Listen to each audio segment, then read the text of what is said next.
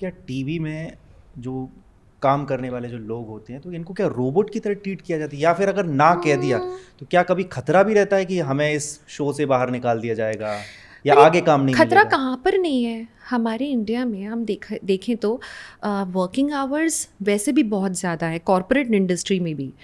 तो और वहाँ भी तो ये डर होता है कि अगर उन्होंने किसी प्रोजेक्ट के लिए, किसी असाइनमेंट के लिए मना कर दिया तो बॉस की नज़र में वो गिर जाएंगे, शायद प्रमोशन नहीं होगा। तो ये खतरा I think it's a very realistic psychological level का खतरा, जो कि मानसिक तौर पे सभी को शायद डराता है। पर ऐसा नहीं है कि कोई आपको बंदूक की नोक पे काम करा सकता है। आप अपने कॉन्ट्रैक्चुअल टर्म्स अगर क्लियर रखें कि मैं इतने घंटे करूँगी या करूँगा और एक्स्ट्रा आवर्स होंगे तो इतना लूँगा, तो एक्स्ट्रा आवर्स जब आप मेंशन कर देते हैं तो सामने वाला वैसे भी कोशिश करेगा कि वो कॉस्ट कटिंग करें, कि आपसे अत्यधिक काम न कराएं। तो ऐसे आप अपने आप को खुद भी सेफ गार्ड करके चल सकते हो थोड़ा। पर हाँ, टीवी के साथ क्या हो जाता है कि मुझे नहीं लगता कोई किसी को एक्सप्लॉइट करना चाहता है जेन्युइनली। आपके पास लिमिटेड टाइम है जिसमें आपको कंटेंट बनाना है और आपको टेलीकास्ट करना ही करना है। आपके ऊपर एक तलवार है। आप ये तो हो ही नहीं सकता। जैसे आप अगर पॉडकास्ट करते हैं, नाउ यू कैन अंडरस्टैंड कि आपका एक टाइमलाइन है कि उस पर जाना है तो जाना ही है। एंड उनके ऊपर तो कितने स्पॉन्सर्स हैं, एडवर्टाइजमेंट्स हैं। सो चैनल्स की एक वो तलवार होती है, तो बेचारे प्रोडक्शन वाले क्या करेंगे? They have to deliver. So as an actor I feel what I learn was कि मुझे अपना काम अच्छे से करके देना है, फटाफट करके देना है, सो दैट मेरा प्रोडक्शन कभी भी अटके नहीं, उनका काम ना अटके।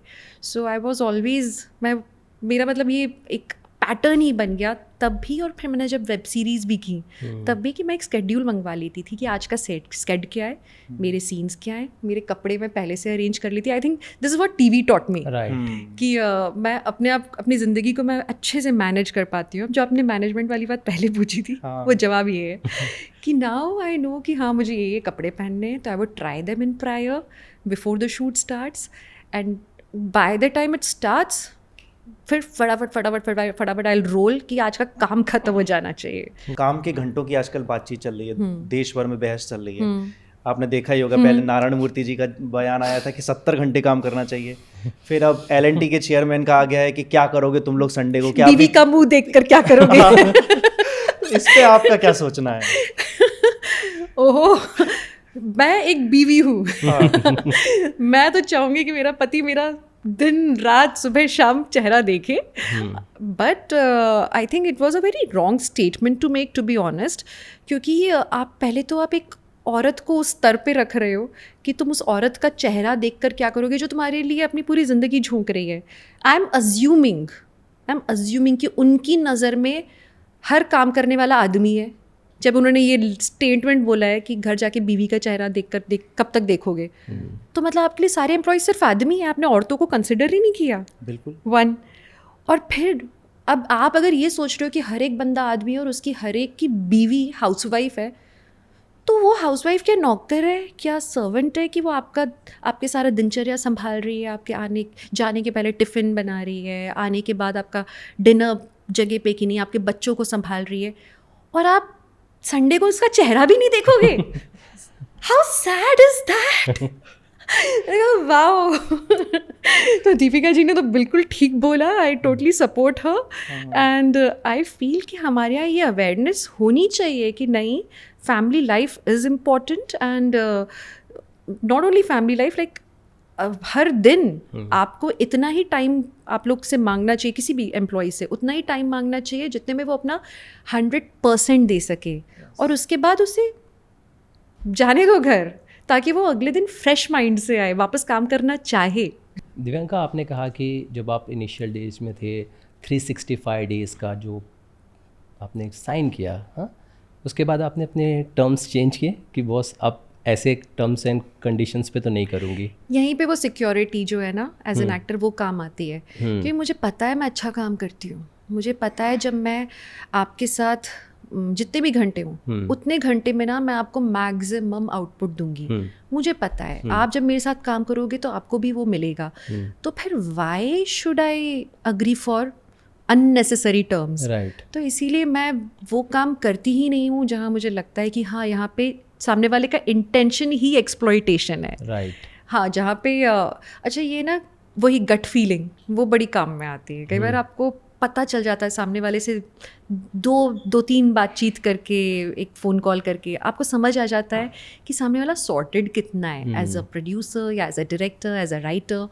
एंड जब वो सॉर्टेड होते हैं ना अपनी राइटिंग में, अपने पूरे कॉन्सेप्ट में, तो फिर एक्सप्लॉइटेशन के चांसेस भी कम हो जाते हैं। राइट।